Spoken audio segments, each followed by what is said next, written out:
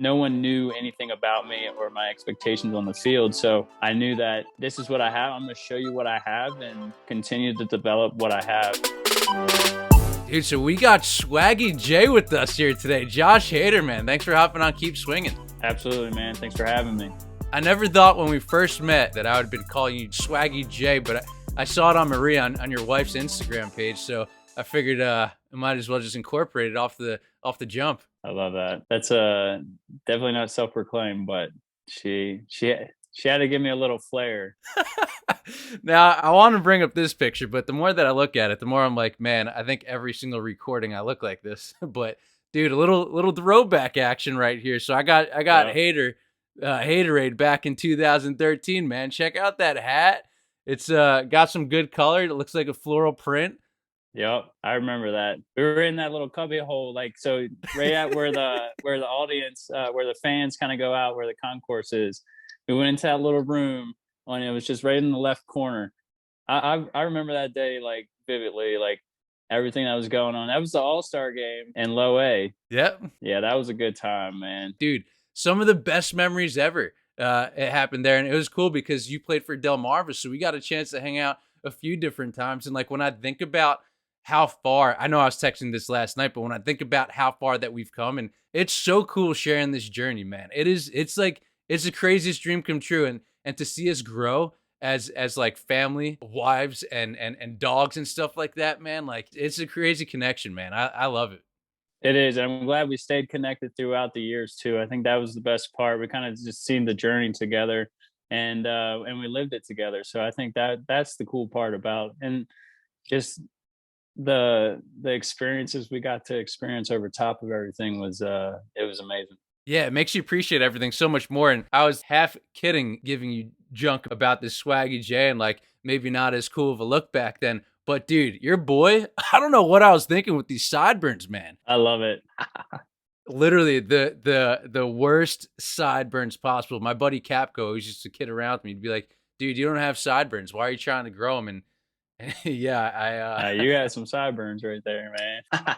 I love it. It's wild, man. So you look at all these pictures from back in the day, and even you, I'm sure, when you look at yourself back in high school, man, I know you played football, you're a quarterback. Of course, you played a little bit of basketball, but baseball you loved. That was a sport that you decided to play. And like, what do you think about when you see yourself in pictures and videos? Because it's definitely much different than what it is today naturally. But dude, it's crazy when you look back. Oh, absolutely. I think that was the biggest thing, like looking back on pictures just from starting pro ball in high school. It's like, man, I'm not a big guy now, but I wasn't very big back then. So like just seeing the growth and everything just mechanically in baseball, just through life, man, it's crazy. It's a big jump, but we're still working on that one.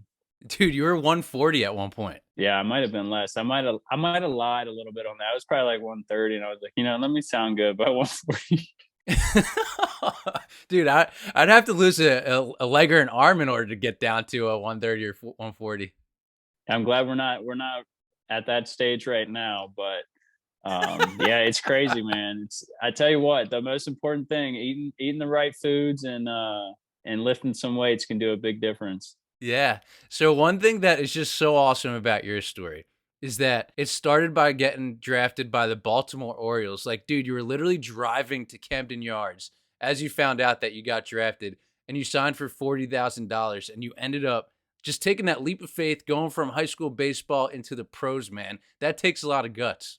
Yeah, man. That was actually one of the craziest experiences ever, because we were doing it for a high school all-star game at Camden Yards. It was the little conference, so we got our jerseys for that game, and I was on the way there, and I actually didn't even hear it. My buddy, my dad's buddy, called me, and he's like, "Man, we just heard you got drafted by the O's. Like, congratulations!" I'm like, "What are you talking about?" And that's kind of the story of it. He basically told me I got drafted, which was awesome. And then following that, the organization called me, but I just think it was just a crazy surreal moment, just because I was headed to Camden Yards, and that was a park that we always obviously when we grow up, you want to play in your hometown park, but just full circle moment, just being able to experience that was awesome. Dude, absolute full circle moment. It's probably the only time that's ever happened to anybody in any sport So here you are in the Maryland area and you get drafted by a Baltimore, Maryland area team. And because you got drafted by the Orioles, that's where young Haterade and young Stuck got a chance to meet in Lakewood in 2013. You said this at the top. I'll never forget. This is now when you, not the All-Star game, but Delmarva when you came through. And I had just gotten back from a trip in Maryland. Everybody in Maryland was wearing like the high lacrosse like tube socks. Everybody just like looked like a lax bro. And we bumped into each other on the concourse and I was like, dude, and you had him. I was like, dude, does everybody in Baltimore wear like high lacrosse tube socks? I think that was one of the things that was a big hit with. It was like Sperry's and like crew socks. It was like that was like that was like the main thing with some shorts, man. That was like you were in if you were doing that. So that was a trend. I'm not like the happiest that I did it, but it's a time that we did it. So you just kind of ride with it and you feel cool as you're doing it. But yeah, I think it was like early in the morning, was it not? When we were Yeah. rolling on that. Yeah, I remember that. Yo, well, your boy was wearing green shorts, so it's all good, man. We were both in that together. So I tried to explain this to everybody because it's like you get to the big leagues, and then all of a sudden, like people would think that you just show up there, whatever. I think some of the best times is those times that we had just hanging out in the empty stadium. Absolutely. I think just the journey in itself is pretty cool. I have a lot of friends that I still talk to that I played with or just met through the journey of baseball. I mean, I remember the first time going into the GCL with the Orioles. I have probably like 3 or 4 good buddies that I still talk to this day that grinded with me through the early stages. So I think that's one of the coolest things about the baseball journey is that you meet so many people, the friendships that last. I mean, that's just what it's about. And it's really such a small world too. Just the other day, my buddy Brandon was he sent a picture in the group chat, and it was a picture of one of his friends, Trevor, who that name might ring a bell, but from your Delmarva days, he was the strength and conditioning coach. He bought his card on eBay, printed it out, made it like an oversized card, and brought it to like one of Trevor's softball games. But like Trevor was one of your guys, and like now the dude's out in Monterey, California, a guy from back in the day. It's just like such a crazy small world. It is, and I mean, that's the beautiful thing about it, man. It's like you don't, and I guess the cool thing about baseball journey is that you travel to so many different states. You travel all across the country, so you get a live look at different parts of the country. So, for me being a Maryland guy in on the East Coast, like I never thought I'd be out here, out west, Arizona. So I think that's the beautiful thing about it is you get to see so much of the country. And how about this? A part of the country that you probably never would have seen unless you were taking a fishing or hunting trip was Quad Cities out in Iowa. You played for the Quad Cities River Bandits for a little bit once you got traded over to Houston. That ballpark was voted one of the most beautiful ballparks in baseball. You're not playing there if you're not playing baseball. Absolutely, and I think that was a really unique experience at that stadium because they had that bridge down right field line that kind of you saw in the outfield.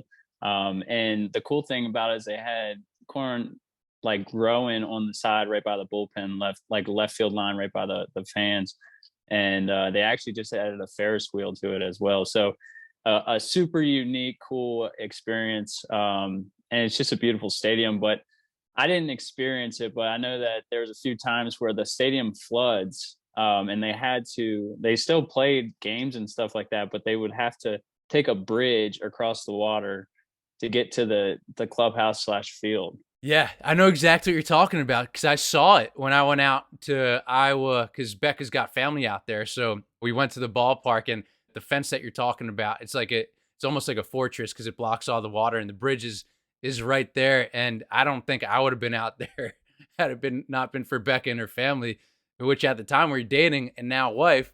And dude, you even met your now wife through traveling in minor league baseball in Corpus Christi, man. So it's like all these cool experiences that are happening. Like that's where you guys met in Double-A baseball.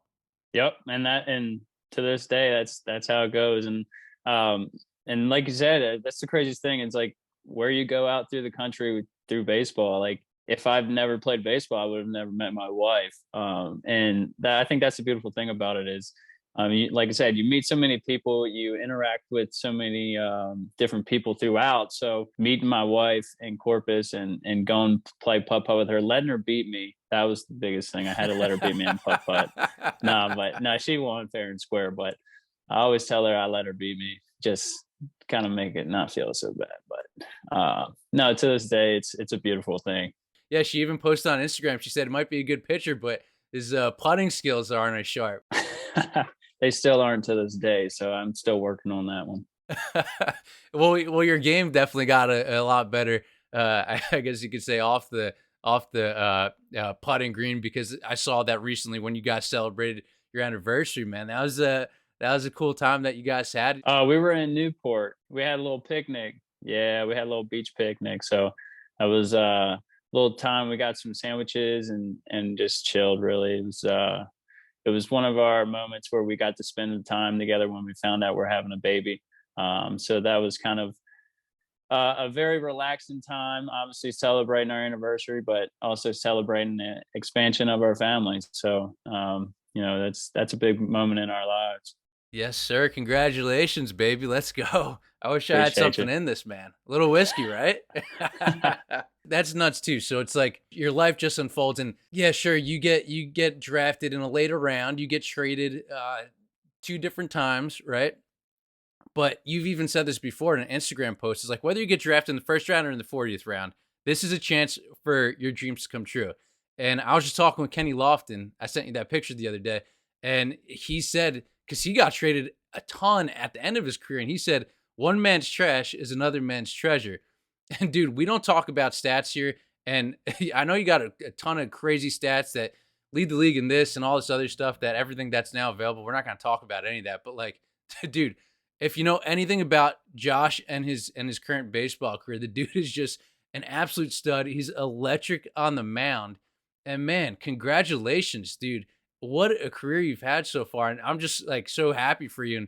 And again, just like watching the family grow, watching like the two dogs and stuff like that, and the baseball career. So at the time when you get traded and you're going to all these places, what's going on through your head? Because I could see how it could be like, oh man, this stinks, it stinks. But again, one man's trash is another man's treasure. And you obviously believed in yourself. Yeah, absolutely. I think Kenny said it the best. I mean, you never know what other people want, and when you get that opportunity to continue to play baseball and with a different organization, it changes your career. I mean, you have so many different takes on the people within the organization on how they see things going, whether that's the progression of your development, how they do things around the field, how they do things as a team. So that was a pretty unique experience, just going to different organizations so early in my career, which I think helped me a lot, just because I never got into a position where I felt comfortable, like I was stuck. You know what I mean? I was always Mhm. comfortable playing the game, but I never felt like I was rooted anywhere. Like I just had to continue to do what I know what I can do. And I wouldn't say it was like I had to prove something, but I felt like I was new there. So I didn't, no one knew anything about me or my expectations on the field. So I knew that this is what I have. I'm going to show you what I have and continue to develop what I have. And I think that was just a good experience for me, because the type of caliber players that I played with on teams, like playing in the Houston minor league organization, I mean, there's a handful of dudes that were on our double A team, even our low high A team, or even low A. I mean, every organization or every step of that level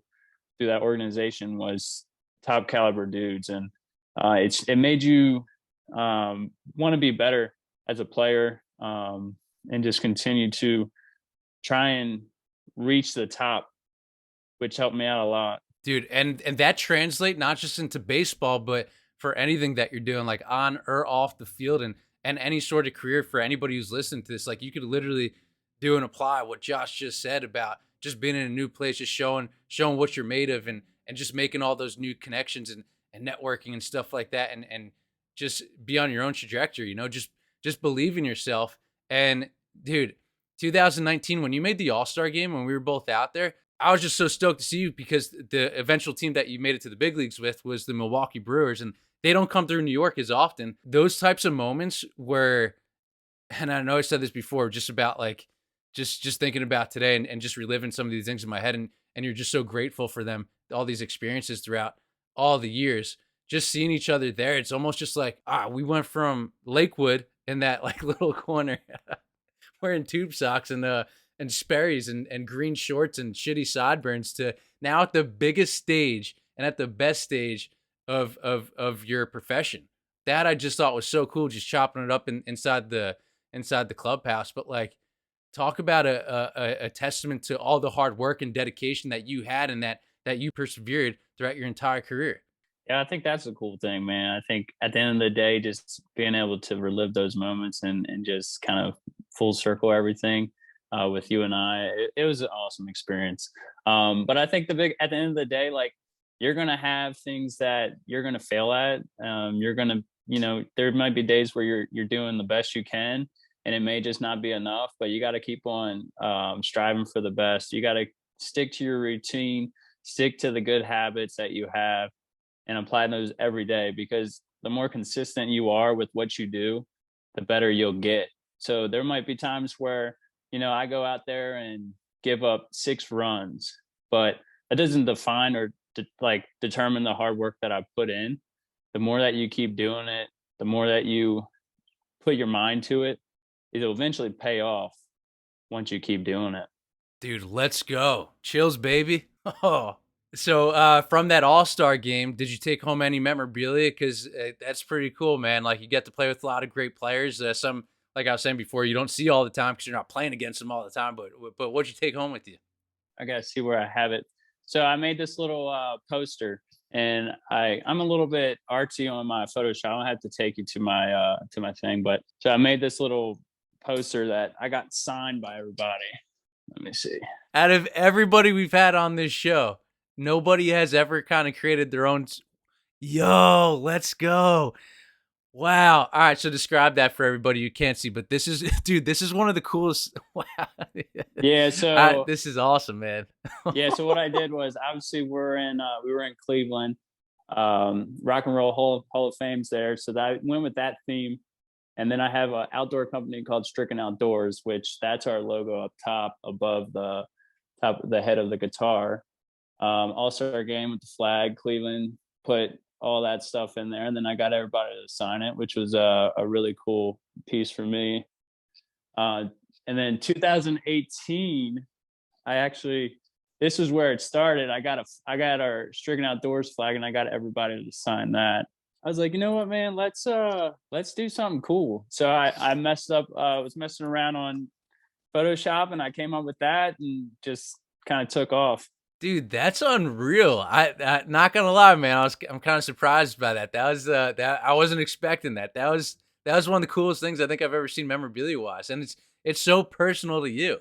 Exactly, and I think that's what it's about. Just little things like that you can just hang up on the wall or whatever, and you'll remember it. And I think that was actually a pretty big hit for the guys around. A couple of guys, I think, wanted to get a little piece of it. So I don't know if they ended up getting it, but I was always happy to share with them and get the printout if they wanted it. But yeah, that was a good one idea. of my favorite ones. Yeah, because I think that's the unique thing, man. You got to have a uniqueness. I mean, there's always you can get balls signed, you can get a nameplate signed, but when they add a little flair to it of your own, I think that's when you kind of enjoy it a little bit more. Yeah, man, good for you too, man. Nice Photoshop skills. I know that you're big into like creating content and stuff like that, but that's like a next level Photoshop job that you just did right there. And like you're setting the bar. And I know that you said that a lot of other players were thinking about wanting to do the same thing or try to do the same thing. But like nowadays with branding, I guarantee you that if somebody sees that, or if somebody's listening to this who's been on the show or plays baseball or any sport, they're probably going to try to do something definitely for sure similar, because that's cool, man. Like you said, it's not just a baseball, it's not just a bat, it's something special to you, and also kind of has a feel where like, yeah, sure, it's a cool man cave office type thing like what you're in right now, but it's not too sporty, I guess you could say. So you could actually kind of, I think you could get away with having it in like a hallway or your family room or something like that without your girl being too much like, this is a Too family room. You much know what I mean? baseball. Yeah, yeah. Yeah, No, I yeah. feel that. Dude, let's go. Perfect segue. So you mentioned that you have your logo of your company on there on both things that you just showed, Stricken Outdoors. You started that in 2013 with a goal in mind of potentially turning it into a show. Dude, so this is 2013. This is before you were a big league player. That's so cool that you've stuck with that for so long. And I think that this is extremely important for players to really listen to this and to take into account what Josh is doing, because you are going and expanding always in all different ways. And this is the first one on the brand side of things, Stricken Outdoors. Yeah, man, me and a couple buddies, so I actually just kind of clear everything up on the story part of it. I actually never grew up hunting. I never was around it.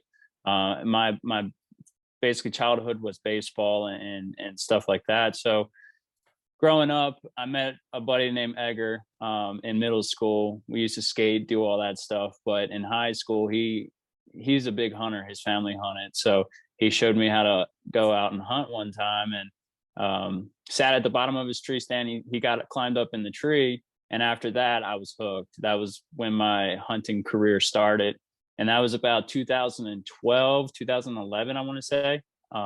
So following that, that's when we all started a Instagram, because I was like, you know what, let's document what we do. Like, there's a lot of guys out there, or kids, or girls that don't hunt. They don't grow up hunting, but I want to show them kind of my experience and what I do and why I fell in love with it.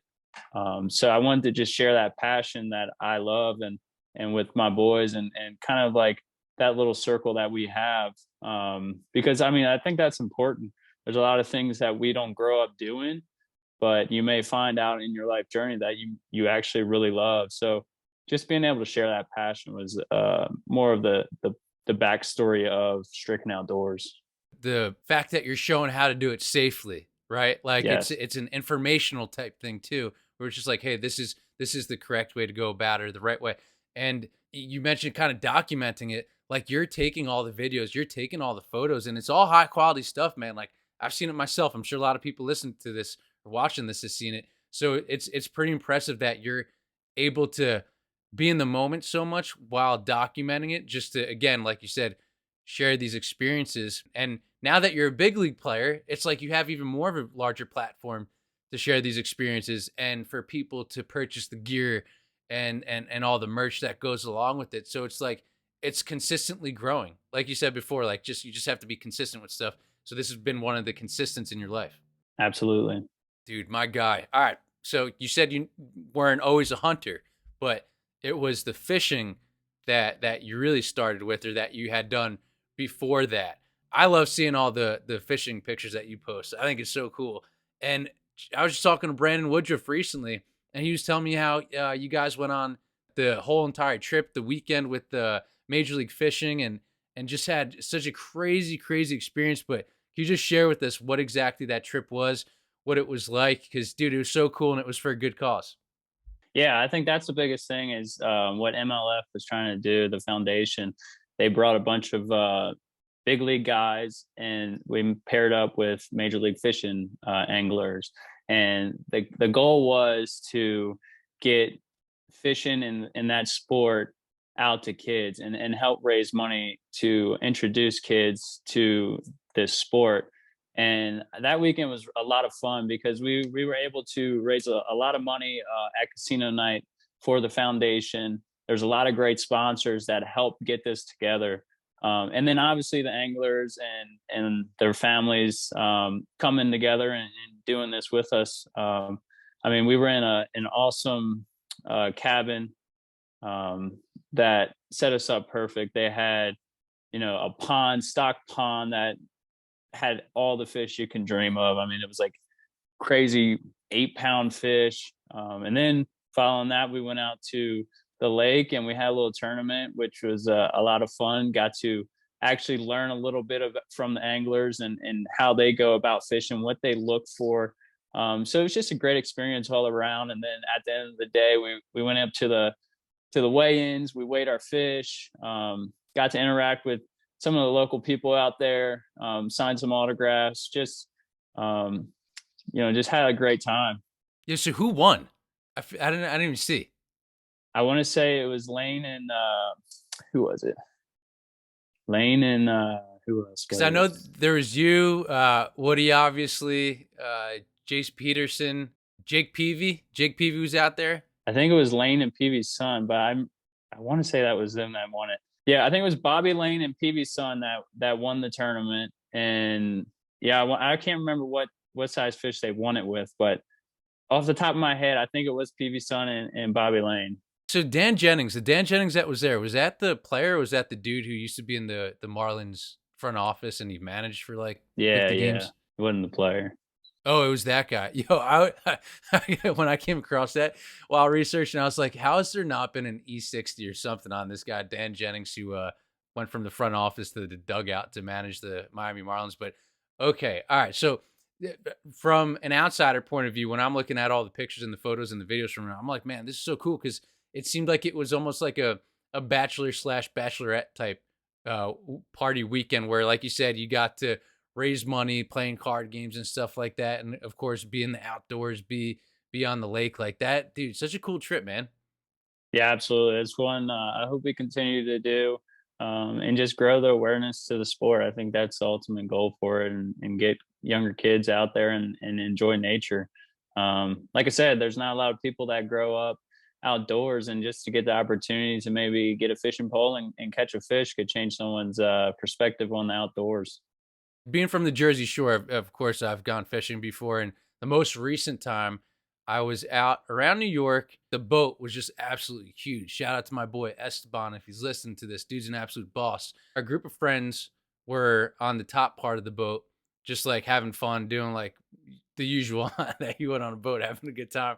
And then Esteban was like, "Yo, do you want to fish a little bit in the back?" And I'm like, "Yeah, sure, all right, I'll do it." And we stepped down, we walked down the ladder, we get to the back, and we're just fishing. Dude, we did not catch a single thing, but what I remember most from it is just how relaxing it was and how chill it was. Again, like party up top, and on the bottom it was just super chill, and just like watching and just like seeing how still the water was. It's just like, dude, it was so relaxing and so peaceful. I feel like my tone and my voice as I'm talking is going down just because of how relaxing it was. Yeah, absolutely, man. That's one of the things, man. It's just you get in touch with the nature and the creation, man. There's nothing better. It's honestly like that's my break from everything. That's why I like going fishing, hunting, like whatever it may be, going on hikes. I think once you connect with the outdoors and nature, there's just a mindset and a relaxation in your mind that just like it just floods into you, and you just get into this peace zen mode. So, which is better in your opinion, or which do you enjoy more? Is it when you go out to Hawaii and you go fishing, or is it when you're out on one of the lakes? I don't know. I mean, we got a really awesome experience in Hawaii when we went for our honeymoon. My wife and I, we went fishing, caught some island jacks, and she crushed it. She caught most of the fish. I didn't, but I did catch the smallest fish. So that's always the goal. As long as I catch the smallest one, she catches the biggest one. That's a win. But You're somewhere on the leaderboard. yeah, exactly. But no, Hawaii was great. I think that was a really cool experience. First time I ever been to Hawaii, and let alone we went fishing. So just experiencing the different type of fishing, because it wasn't where we were finessing for bass and trying to trick them. We were using live bait and throwing it down there and catching these fish. So and it was a good experience, just to see her reel them in, and just the smile that she had every time. I mean, that's probably one of her favorite trips.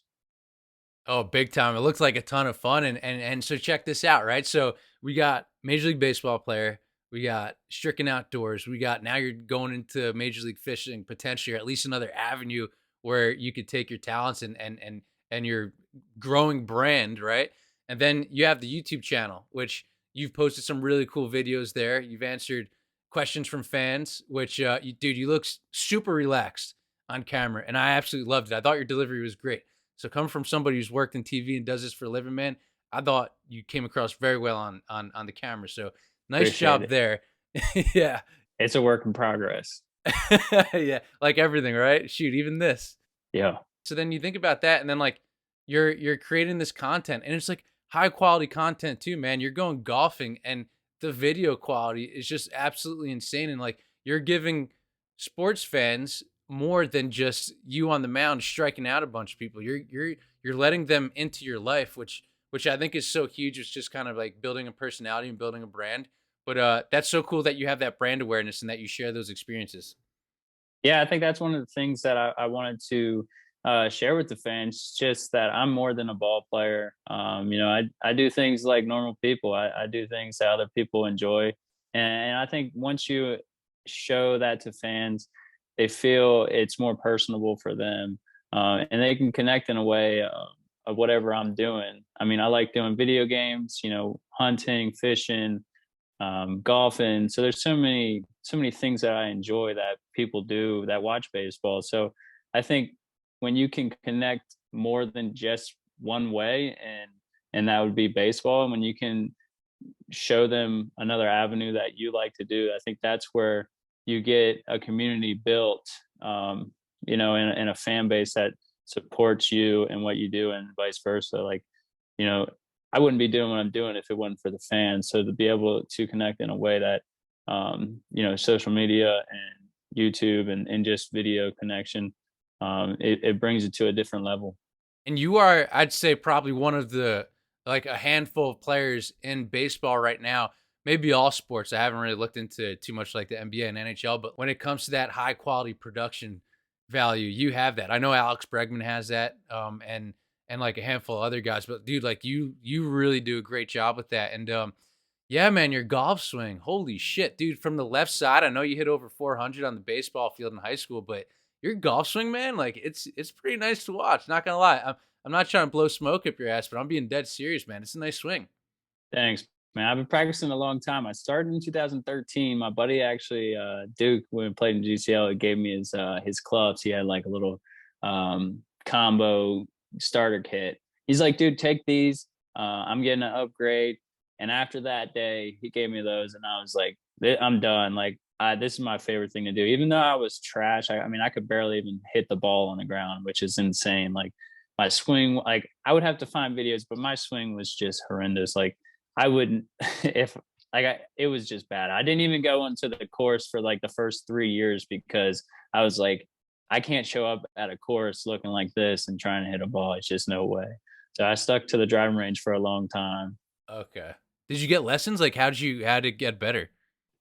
Just practice. I watched a lot of so I was on watching TV, watching the golf channel, watching their little tips, and then would try and practice it myself. And then just over time, you just start getting an understanding on what you're supposed to do. It's still not good. I'm still learning to this day. I think that's just the general sense of golf. You'll always learn new things about your swing, what you're supposed to do. And I think maybe one day I'll get a lesson and maybe spice up my game a little bit. But we're making way. We're on the course. We're shooting.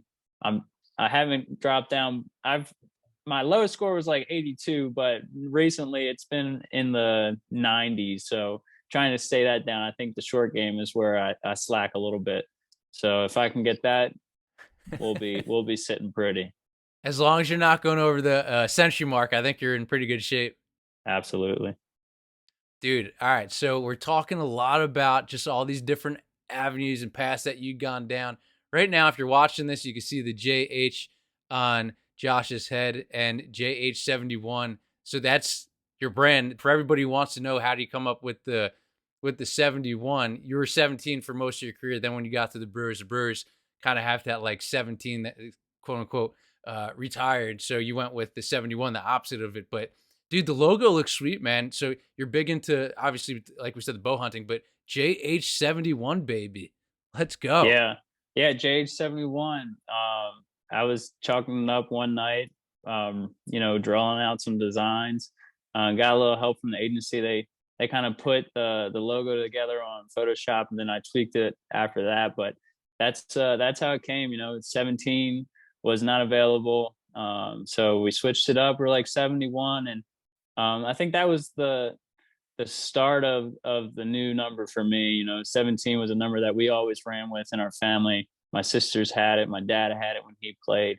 So that was our number. And now switching over to 71, my little sister now has 71, and um Nice.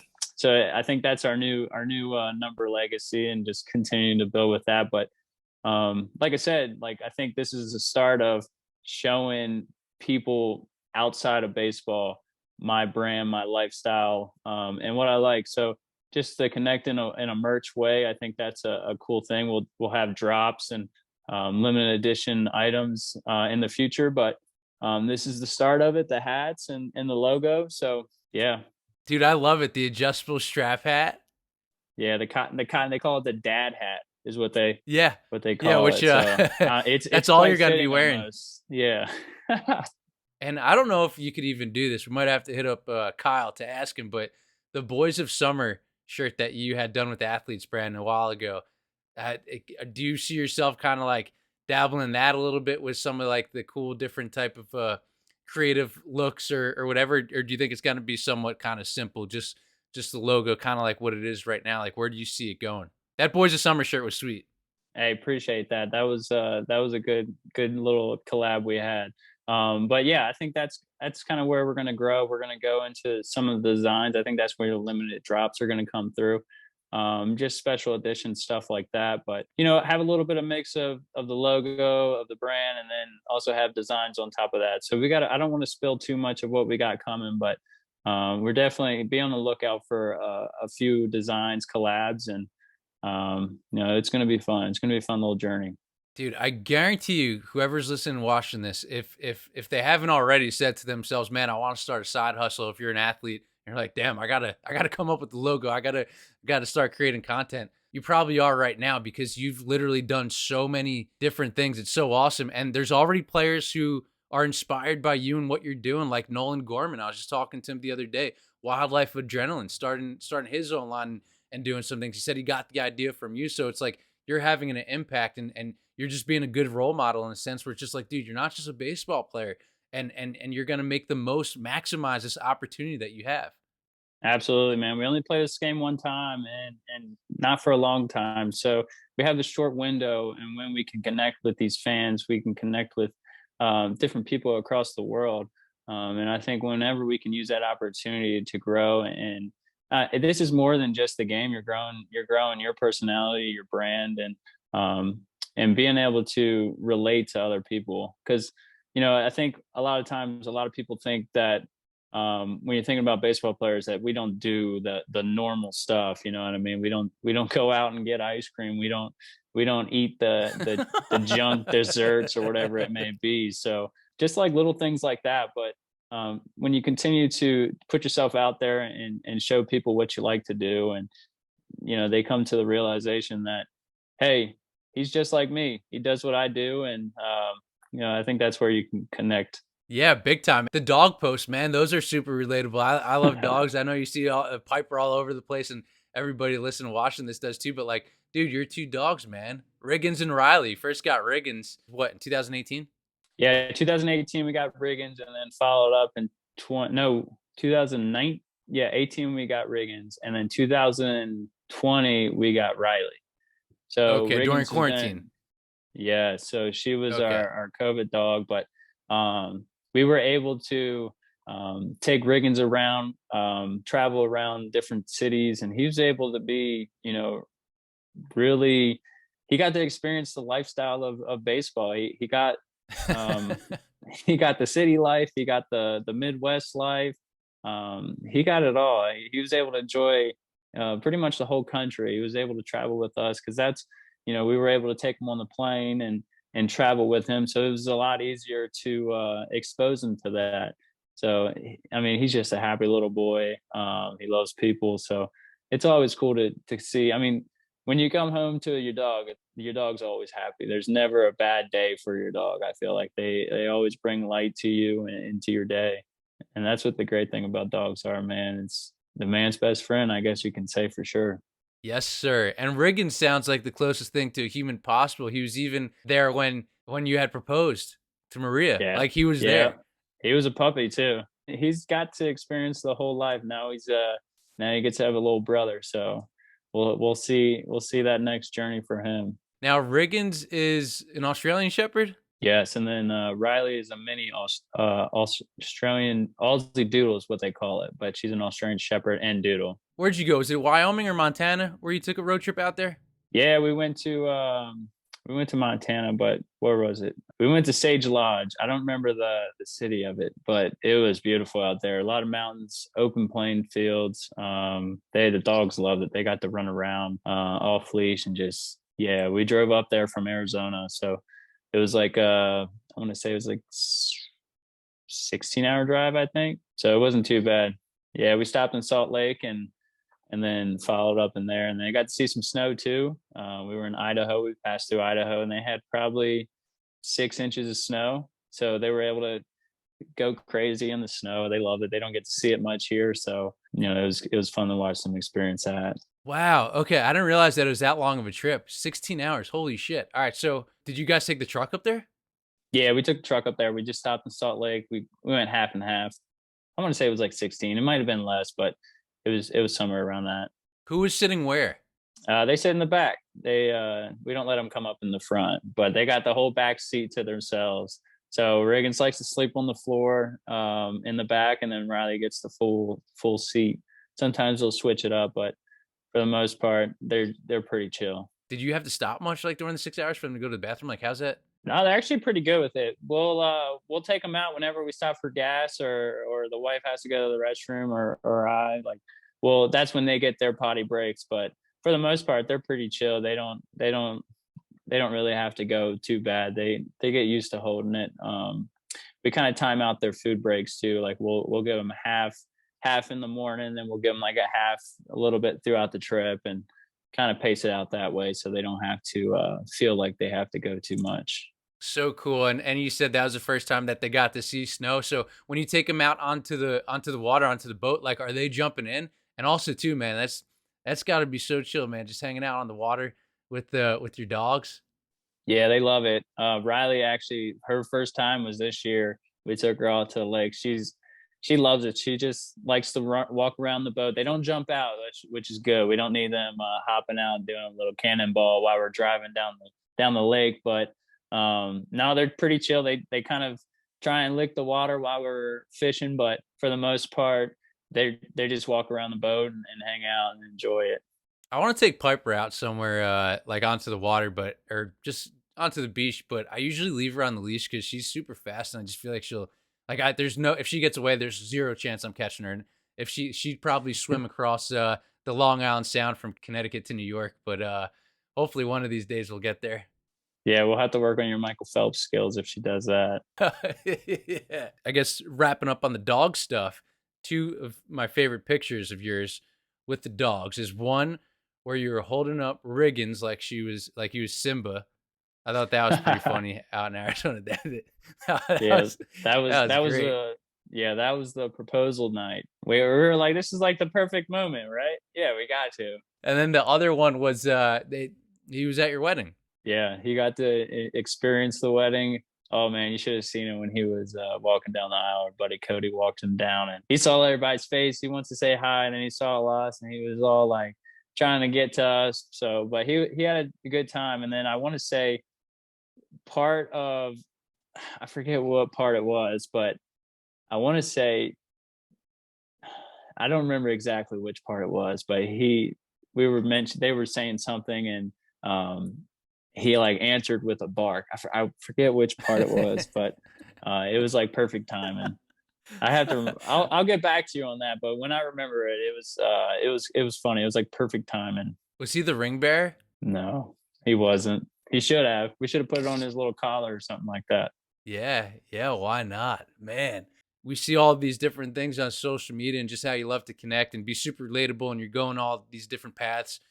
You also do a lot of great stuff too, just for the community, whether it is going with Major League Fishing and raising money with events or Camp Hometown Heroes. You have family and friends in the military. Go into that a little bit and also are you working on anything else with any other sort of charities or just anything in general, foundations that you're proud of and that you want to be a part of or have been a part of or want more people to take note of?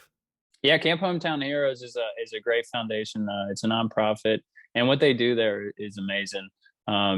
We have people that are serving our country and sacrificing their lives and not being able to enjoy their families. And unfortunately, there's times where they're out there sacrificing and they lose their life. And they have this program to where kids are able to go to their camp for the summer and learn how to grieve and just kind of get their mind away from what's going on, but also being able to identify what happened and also share these things with other kids that are going through the same thing. So obviously at such a young age, you don't want kids dealing with this, but in reality, it happens. And for us to be able to be there for these kids and support them and for what Camp Hometown Heroes does is it's amazing. So that's one of the foundations that I've strongly connected with, and I've been able to get out there a few times and just